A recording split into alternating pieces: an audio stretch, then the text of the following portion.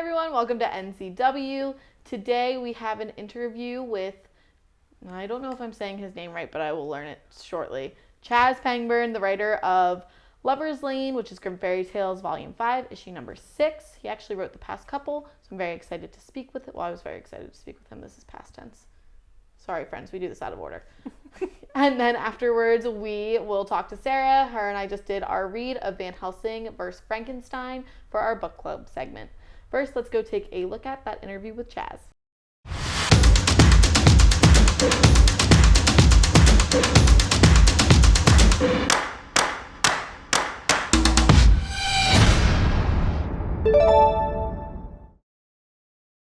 Grimm Tales of Terror, Volume 5, Issue Number 6, Lover's Lane Killer. A serial murderer is on a killing spree in New York, and the city is paralyzed with fear. He hunts couples, and his MO is reminiscent of the infamous Zodiac Killer, who terrorized San Francisco years ago. A detective is assigned to lead this grisly investigation, believing he has a copycat killer in his midst, but the truth is far more insidious and dangerous. Story by Joe Bruscia, David Wall, and Chaz Pangburn. Writer Chaz Pangburn. Artwork by Alessandro Uzu and Dario Carrasco. Colors by Juan Manuel Rodriguez. Letters by Taylor Esposito of Ghost Cliff Studios. Edited by David Wall and production design by Christopher Cote. The Grimm universe was created by Joe Bruscia and Ralph Tedesco. Cover A is by Eric J. and Mohan Sivakami. Cover B is by Al Baronuevo and Robbie Bevard. Cover C by Darius Santa Cruz and Venetius Andrade. Hi everybody, I am here with Chaz Pangburn. We are going to talk about Grimm Tales of Terror, issue number 6, Lover's Lane Killer. Chaz, to start, you just told me a fun story about how your name came to be, so if you don't mind sharing, I think that our fans are probably, again, I saw it and I was like, oh, that's fun, so I feel like it's fun to share it. That definitely works for me. On my end, I'm obviously a big nerdy gamer. I have lots of video game tattoos on this arm, but one of them is from Metal Gear Solid. And that is actually where the exclamation point comes from. Back when I was in the sixth grade, I randomly read a Drew Carey book where he mentioned the concept of personal branding. And sixth grade me thought, wow, I got to do this now. I have to hit while the iron is hot and actually have something for the rest of my life. And I chose an exclamation point after my name. And that's how I signed all of my school papers, everything. I've even looked into changing my name legally that way, but you're not allowed to have punctuation like that inside your name in the US. But yeah, it just stuck with me ever since. And it's gotten me jobs in the TV and film industry and now in the comic industry as well. And people say it kind of matches my weird, bubbly personality because I'm kind of bouncy and very Jack Sparrowy with my hands. So it just kind of works out. So tell me a little bit about, give me like your synopsis. I know we write the synopses at the front of the book. I always read them for everybody, but your synopsis of the Lover's Lane Killer story. Okay. I'll make it in I guess, a little bit more of a log line punchy way. There is the infamous Zodiac Killer, and the Zodiac Killer, they may or may not be back. Is it the same killer as before? Is it a copy killer or what? And a detective has to go down a long spiral of deaths to figure out who it is and to try to put a stop to things. Awesome. And we're gonna try to refrain from spoilers. I try not to spoil things. Tell me a little bit about your writing process and if you can, without spoiling the ending, how you kind of came to that conclusion. Gotcha, gotcha.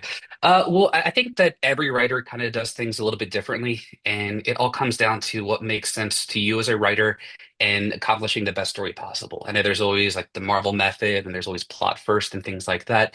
What's great about Zenescope is that you guys give prompts, and with those prompts, you're able to expand upon that and actually have more of a bigger, longer story. And you kind of work back and forth with different editors like David Wall, and they kind of point you in the right direction for what the company is looking for. And so on my end, I had a kind of a log line really to expand upon and make a full issue. So from there, I did a simple breakdown for the whole entire story of what I would like to do. David gave the thumbs up for that, and then I break it down on a page by page basis. On my page by page breakdowns, I usually try to break it up so it's like, okay, well, page one is an odd page, which is on the right side. So I always try to think about the page turn reveals and things like that. And if you think about how pacing of a comic can be, you can actually ramp up the number of panels on a page before a splash, and it actually makes it read faster. It increases the tension, and then you get to the splash, and it's that big oh wow moment where you kind of slow down. So on my end, with this being a horror story and very much in vein of like Are You Afraid of the Dark and Channel Zero and Goosebumps and things like that, I think you have to look at a lot of the tent poles of the killings, and you kind of have to have that to lead your way to the climax of the story at the very end. So I kind of look at the big pieces of everything first. I slot it all in, and then I kind of fill in the blanks. And as I go along, I might realize like, oh, well, this scene here needs to have another page. I should remove a page from this part down here because it's not as important. And I kind of go back and forth. And once I have that initial beat sheet in an area I'm happy with, I'm able to move forward with the actual scripting. And at that point, it's fairly easy because I've already had the individual pages, the individual beats written out. That's kind of like filling in the blanks of the dialogue, and that's when you really kind of get to play. Anyone can write a story. I feel like everyone is a storyteller in some shape or form. Like you said, you come in from work sometimes, and you'll be sitting around the dinner table talking to friends and family, and you talk about what happened in your day. You always talk about the big beginning, middle, and end, but you have to think about how to spice things up. And with comics being a very visual medium, you have to think about that page turn and just what keeps people going. Like you kind of leave questions off on the bottom right hand side of an odd numbered page to just like, oh, why do they want to turn the page? Or like maybe it's trailing dialogue, so that makes them turn the page to see the next thing. And I think that's what's most fun about comics. For like movies, you have lots of like moments where they have the quick cutting and things like that, and they cut the next scene. But it's a very different type of pacing and structure than comics. And with comics, you can really get into the psychological side of things, and you have to think about like how people read left to right in America because we're reading English. So if you actually have action happen from left to right, it gives it more punch. So like if someone's throwing a punch from left to right, it makes the punch feel like it's more impactful. And I think stuff like that, it makes the medium more fun and makes it more interesting for everyone. What I think is interesting about a lot of the Tales of Terror stories is that they're all one and done one shots. And if you look at like a long running series like Van Helsing or something like that, or Robin Hood, you get to know that character over many, many issues. And it's like watching like an episodic TV show or a serialized TV show. You really kind of get to know them a little bit more. But with something like Tales of Terror, you really have Karis, and Karis pops up here and there and does something mysterious, or she might appear as someone else, and or like lead the character along here and there. But beyond that, you usually have all new characters across the board. And what's hard about doing that in a single issue is you have to find ways to make people care. You have to find ways to quickly summarize who they are, their situation, and you kind of want to give them their own little bit of you want to give them their own quirks, their own voice of everything. So in the Lover's Lane issue, there is a detective that we're following. And there's a part where he's in the bar and he's talking to Karis, and he briefly mentions his wife. And it's like, oh, well, he's married. Like you just know that just their offhand conversation. Lots of events happen throughout the book, and then later on in that same issue, you do see him with a person, which you would assume it's his wife. So it's like very small, subtle world building like that. And in other comics that are more like a mini series or something that's an ongoing, you could probably explore it further and actually have the wife talk and do a whole bunch of stuff. But like for me, I like to find little excuses to just build that character in fun and interesting ways. Awesome. And I mean, as soon as you said where she was talking in the bar, I was like, oh yeah, and he mentioned he was married and like that kind of stuff. And then he mentioned something else about his wife later that like gives you more into their relationship. So again, to do that in, like you said, in like a short little, you have one issue. And again, comics aren't like super long. So you have that small amount of time to build that relationship between the reader and the character, which, I mean, I thought you did it very effectively. So thank you. Thank you. I appreciate that. I think a lot of Okay. people that are into comics they don't realize that it's actually harder to write a short story or a one shot than it is a miniseries because that single reason. You have to get in there fast, you have to explain the characters, and you have to make people care. And you have a less number of pages to do it. So it can be hard at times, but it's a lot of fun. I'm gonna say you're telling a whole story in a short amount of time. So, and again, kind of bringing that, the long novels to a shorter story, like still making people feel all the feels and be invested in the story without it being long, which is, yeah, I could see why that would be more difficult. Out of the past, you wrote the last three of the Tales of Terror. I know you did the last one, which was I did the Hat Man. the Hat I'm Man. doing Lovers. I finished Lovers Lane, and I'm working on something right now as well. I don't know if Okay. it's been officially announced It's yet, but the smiling lady or whatever in the mirror. Are you doing the mirror one? that's a different one. I Different think one? Joe's doing that one. Okay. Oh no. I have the issue Um, after that. out of the last two, and maybe you can include the third one, do you have a favorite story? Which one is it and why? Honestly, I would probably say the Lover's Lane Killer. I think that issue 6 is my favorite because as a writer, if and when I get the chance, I love to play with a medium and try to do interesting and weird things. So, like with this issue, if it's the Zodiac Killer, I'm like, oh, well, we have to have some coded messages. So, when I was doing those coded messages, I actually did, as it happens in the story, I went online and I found a cipher translator online, and those are real coded messages using the real Zodiac Killer's system that he had. I Um, was wondering that actually, and it made me think of I do like all those like the like Hunt a word Killer zolls and game, things. like Oh, yeah, the yeah, yeah, yeah, yeah. yeah. I So I like love as Hunt I a was doing Killer. that, I was like, nope, you just have to read the issue, don't get stuck, just keep reading through. Because I was like, oh, that looks like something I've done before. That's 100% intentional. And I know that there might be a few people that do it, but apparently the Zodiac Killer's cipher that he originally used was kind of hard to figure out for a very, very long time, as we've seen in like the 2008 movie and stuff like that. But now they have it online and you can just use a translator to make it all happen. So I was doing I things love like that. technology. Exactly. And for me, as a writer, it's fun just to do things like that.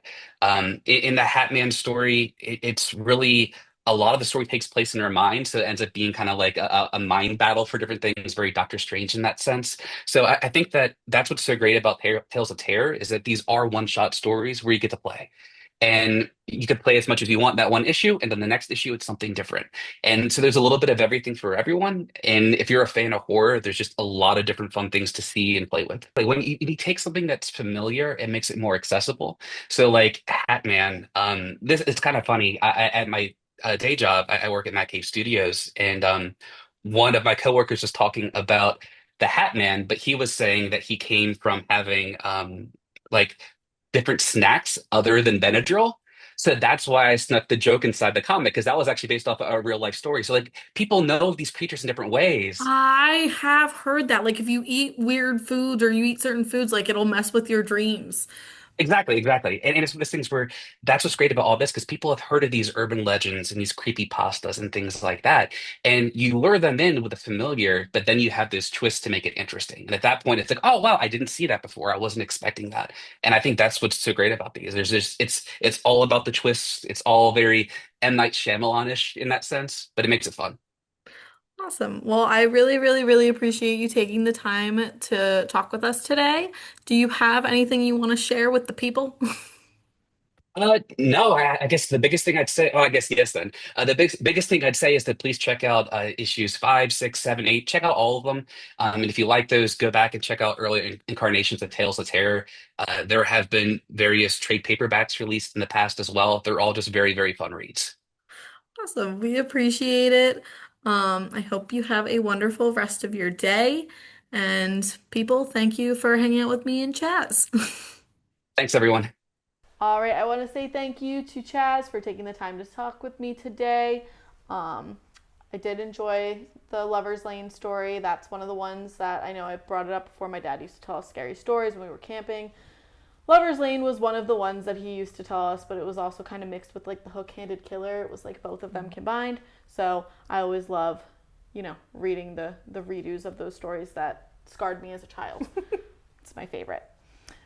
Next, we're gonna have Sarah join us. I know she's already in frame, but she's here to talk about Van Helsing versus Frankenstein. I also would like to show everyone my cute little notebook because I did come prepared today. Can you show the interior Yes, of of how course. organized your notes are? Oh, those are my notes by chapter. They also, I actually didn't even do it on purpose, but the highlight matches the jellyfish.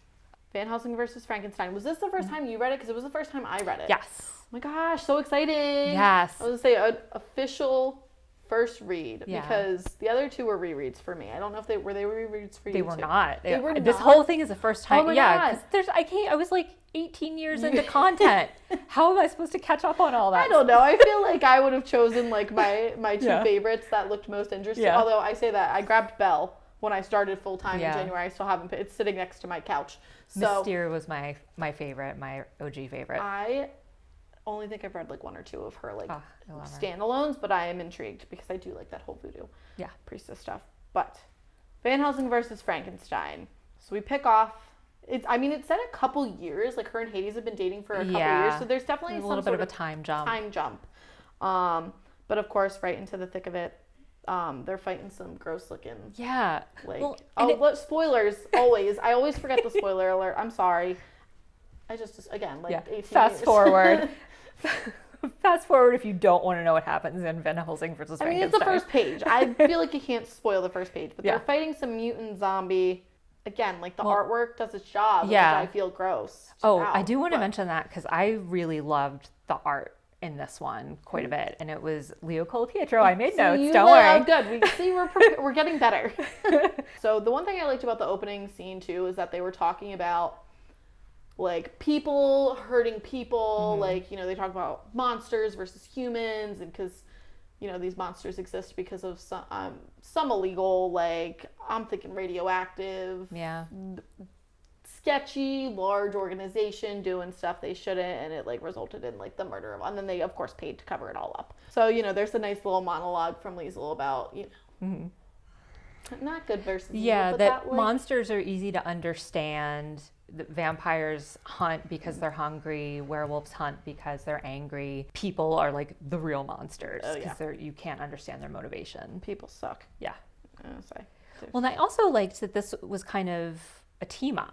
Like we Yes. start with, and I went in thinking like, wow, this tone is a little bit different. It's not as melancholy as the first two. And I'm thinking like, is this going to be a lighthearted buddy romp? Nope. And then I wrote down page 12, there's an entire conversation about mortality.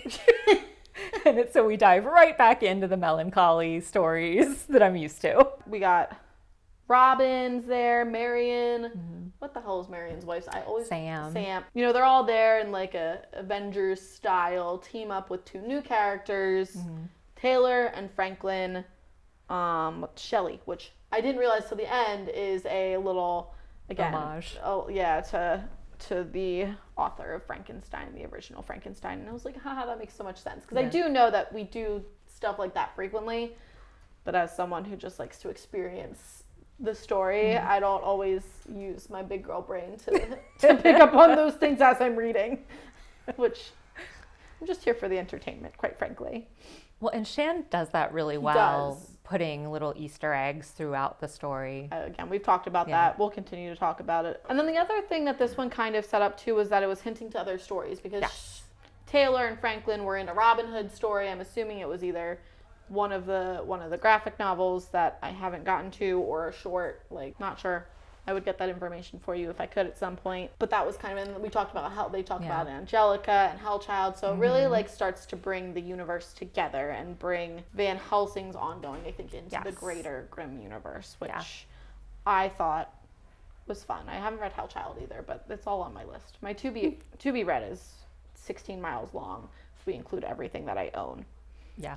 Hellchild's a fun character too. I really like her. I liked what we see of her in this. Yeah. Spoiler alert, she shows up later. And then the other thing that I thought was funny when they're all at the bar, it made me think of, so like after they, you know, kill all these gross zombies, they of course have to go out for their well-deserved beverage. Yes. It made me think of like the shawarma part at the end of Avengers. Like they're all just kind of sitting there like, I can't believe this is my life and I'm going to enjoy this beverage. First issue is called Bloody Vicious. And we do get, Van Helsing does say that at some point. And then the other thing I really, again, back to my childhood, the cryptids. Liesel goes to help Taylor and Franklin find what they think is a Mothman. Side note too, Hades forgot that they had this planned, which, again, no hate to the men of the universe, but personally this is something I find myself dealing with constantly. I think his excuse was pretty good, I mean, though. he did have a good excuse. He had to do God stuff. He did. But that's this weekend? Just oh no, I as can't get a out of my woman God stuff. in a heterosexual relationship, I was like, there it is. I have a color-coded calendar, guys. Color-coded. Do you also put stuff into your phone too, just to have backup? I do, but I'm the one I remember. Quite often, Pritz will ask me, do we have plans this weekend? I'm like, it's on the calendar. But so Liesel goes on her own to go help Taylor and Franklin. Yeah. Go find Mothman. Which I have to say, I love cryptids. I love reading about that stuff. I'm particularly fond of Mothman, so I was very excited that there was a lot of Mothman in this. Mothman, if you didn't know, has a statue in West Virginia of himself, which was a trivia question. And when I knew that, my trivia team was like, why do you know that? And I was like, because my dad's a weirdo. That's why. They go to fight Mothman.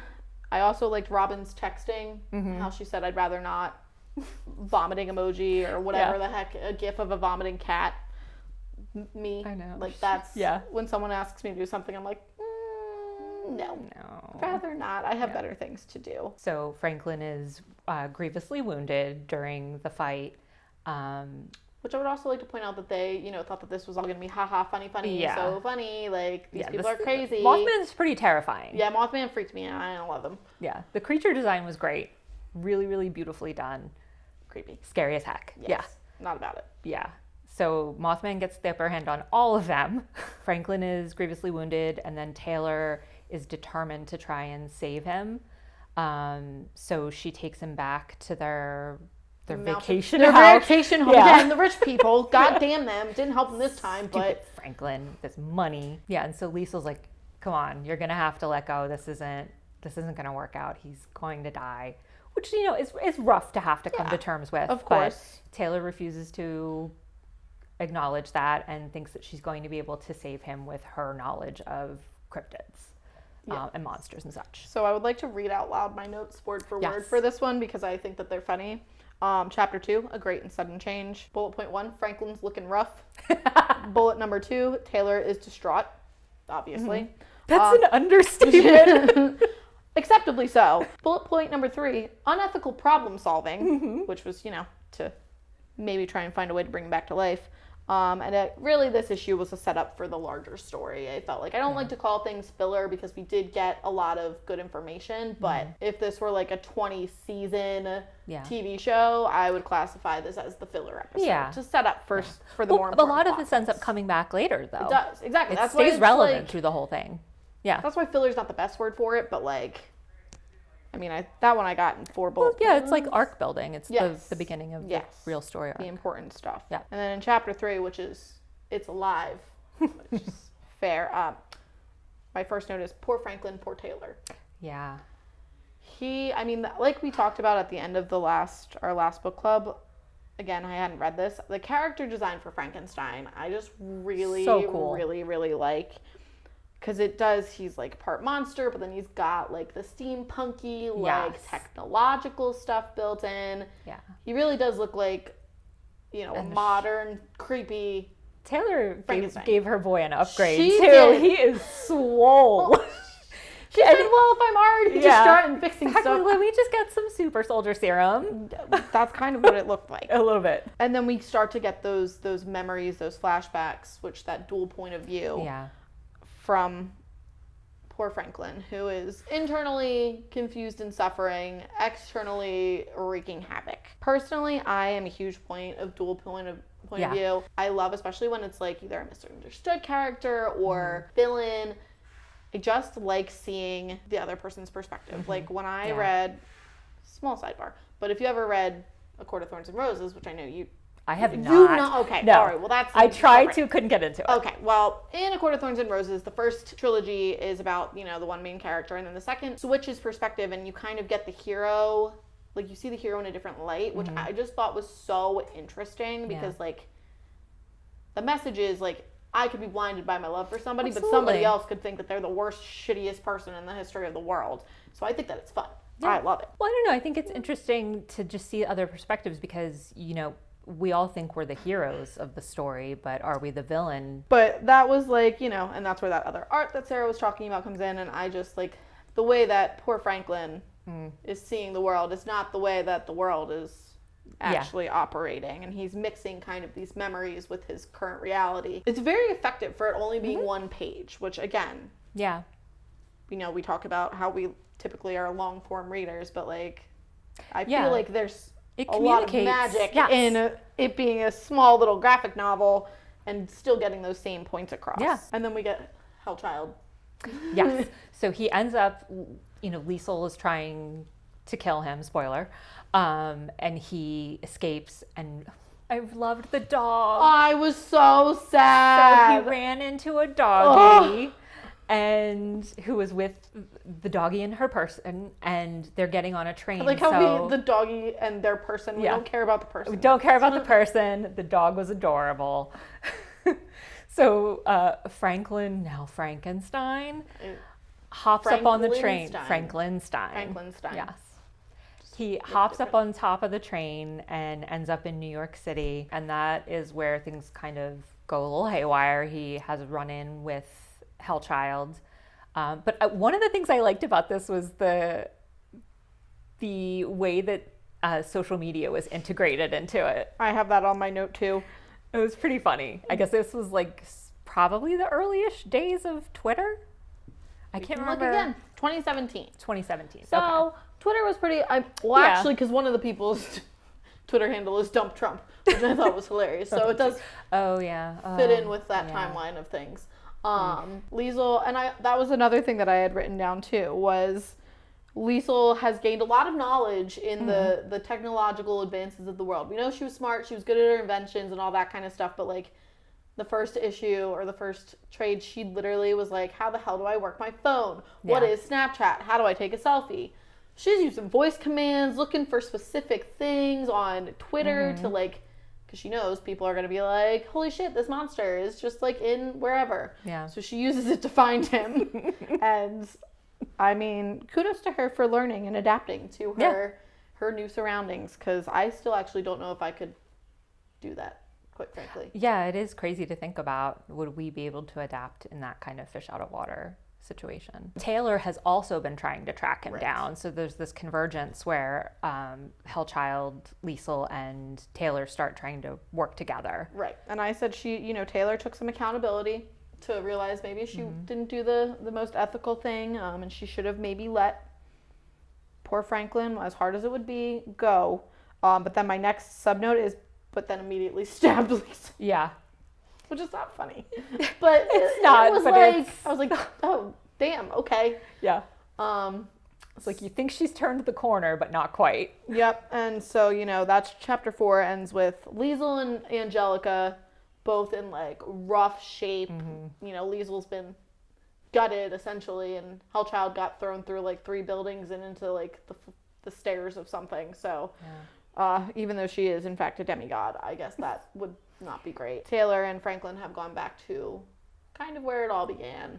Yeah. In their beautiful vacation home that has now been burnt to, I would say, rubble. It's not ashes. It's still kind of standing. Not great. But it has also been overrun by more Mothmen. Yes. So Liesl and Hellchild follow them up because Liesl had the same idea of like, I think we need to go back to where it started, and that's where we'll find the answer. And she has a suspicion about what's really happening. And unfortunately, it's true. Right. She's right. And Franklin is not actually alive. He's an incubator for baby Mothman. Mothman is like parasite. And again, my last note is poor Franklin, poor Taylor. Yeah. Again, my brain went to like Romeo and Juliet, which I don't know if that's accurate, but like that like tragic ending of like these 2 people who loved each other so much. Again, like the best of intentions for sure, but Taylor gets. People will compromise their ethics and morality for the people that they love if they're in a desperate enough situation. And if you have access to this kind of crazy technology and magic. Yeah. Which still haven't found my magic. I'm waiting. I have a month and a half till my 30th birthday. I'm hoping that's when it kicks in. Instead of like Hogwarts like at 11, like maybe when I'm 30. That would be great. It's the next milestone. Mom, if I'm not a witch, I'm going to be real mad at you. But yeah, so the end of it, was sad. There was that nice, again, like the dual point of view of like Franklin seeing them and her like trying to comfort him and like this is all a dream, because he's like seeing her. I mean, he impales her with is that a bone? Like I wasn't sure what it was from his arm that Liesl removes from his body with one of her doohickeys. And it just, it really is terrible. Like that's like the worst possible way that things could possibly go down. Yeah. Both of you. And then Taylor also, like if she had just like come to terms with her feelings, she might still be alive. Yeah. Probably would. Yeah. And then it ends with Hades and Liesl having just kind of a nice little... which I said, look at that growth. Yeah. Yeah, she's not avoiding her feelings. She's acknowledging them and talking to him about what her biggest fear in the relationship is. And Hades is still a great book boyfriend. He's definitely come a long way. Yeah. You know, he's still got those stereotypical, I forgot that we had that thing problems, but, you know, you take that for all the good that he can do the like apparition or what did we call it? I just always want to call it disapparating from the Harry Potter books, but it's like, what did it's more shadowy. Yeah. What the hell did I call it? I used something from another book. Maybe. Winnowing? Oh, maybe, yeah. Yeah. But that's from ACOTAR, and so you didn't... But people will know what that means. Yes. That kind of stuff. He turns himself into black mist, and then he can disappear and reappear. Yeah. But yeah, Liesel's some cool tricks. Liesel's scared to die. Well, I don't know if she's scared to die. She's scared to not have an eternity with her immortal boyfriend. Well, and I think she's also scared, will he still love her if she's old and infirm, and if he has to nurse her through all of that? I mean, quite frankly, her boyfriend is the god of death. So, like, I feel like there's, like, a way that we could maybe... figure something out. There's got to be a loophole. Literally the god of death. Like, that's your realm, bud. She does know some vampires. She does. I know she hates vampires, but... I'll say, if the Steward of Rome turned her into a vampire, you know, maybe she would retain her normal... You know, she wouldn't be fueled by the bloodlust. She could have been like an Edward Cullen type vampire. But wait, what if we flash forward 500 years and it's Hades and Van Helsing, but she looks like the Steward of Rome now. So she's this little bat creature and he still loves her. All right, we're pitching this. This is my lifelong issue, is that there's so much reading material in the world, and I'm never, ever going to be able to read all of it. It's so upsetting to me that I'm going to die without having maybe read what could have been my best book ever. Yeah. Which I know is like a really stupid thing to be regretful about, but sometimes when I look at my library, I'm like, God damn it, there's no way in hell I'm ever going to read I'll read all the ones in my library, but like... Oh, I don't know if I will, because I read so many physical and digital that it's like, I have that one, I can get to it later. I have the physical copy of that, I can read it later. But I'm not going to stop buying books. No, I don't know. Final thoughts. I liked it. Like I said, I really liked the dual point of view. I like that it's kind of, again, connecting the rest of the Grimm universe, kind of giving us snippets of those other stories. Again, whenever Robin shows up, like, I'm happy. She literally is my spirit animal. Yeah, if I had to pick one character, I don't even know how to describe it. Love it. And I think the next issue is Mummy of Amun-Ra. I think so. And I'm excited about that one too, because it just makes me think of The Mummy with Brendan Fraser, even though I know that that's not what it's going to be like, but like, that's where my brain goes. Thank you, Sarah. As always, I look forward to our next read. This is my favorite segment, in case y'all didn't know, because I like to read and talk about books, but fun. But it's who I am. I'm a reader. I know. It's nice and having I'm a book buddy. yapper. Yeah. A reader and a yapper. Our next read will be Van Helsing versus The Mummy of Amun-Ra, not to be confused with The Mummy starring Brendan Fraser. Love you guys. Bye. I want to say a huge thank you to Chaz for joining me this afternoon and Sarah for book club, as always. Our upcoming live events, we have a signing with Joe Brusha, aka Dad, at AA Comics and Cards in Lebanon, PA on 6/18 from 3 to 6 p.m. And then that rolls right into Heroes Con in Charlotte, North Carolina from 6:20 to 6:22. Double Joe Brusha. You got my dad. You got Joey. And then our upcoming virtual events, we have our Half Christmas VCon on 6/25. That will have all of our regular VCon books. We did a special show for our birthday, in case you didn't know. Zenescope is 20 years old this month, so we are doing all sorts of fun things, such as our June sticker promo. Complete a sticker sheet, and you will get a limited to, I think it's 150, eBass exclusive. Speaking of eBass, our VIP tickets for our 2025 Philly VIP event are on sale now, 3 different levels. Come hang out with some of our favorite artists, Drax Gal, love Drax, one of my favorite peoples, Sonia Matas and Coco Aspen, who are at our Austin event. I haven't gotten to meet them yet. Very excited to meet them. Anthony Spey, who has been with us for I don't even know how long, probably about almost our entire 20 years. And then as well as eBass.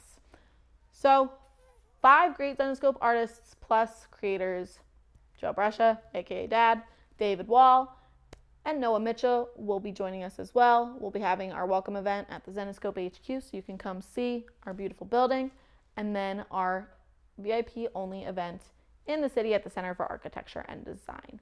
If you are interested in any of the products we talked about today or the stories, you can get them on our web store at www.zenescope.com. Thank you for joining me today. I hope you have a great Wednesday and a lovely rest of your week.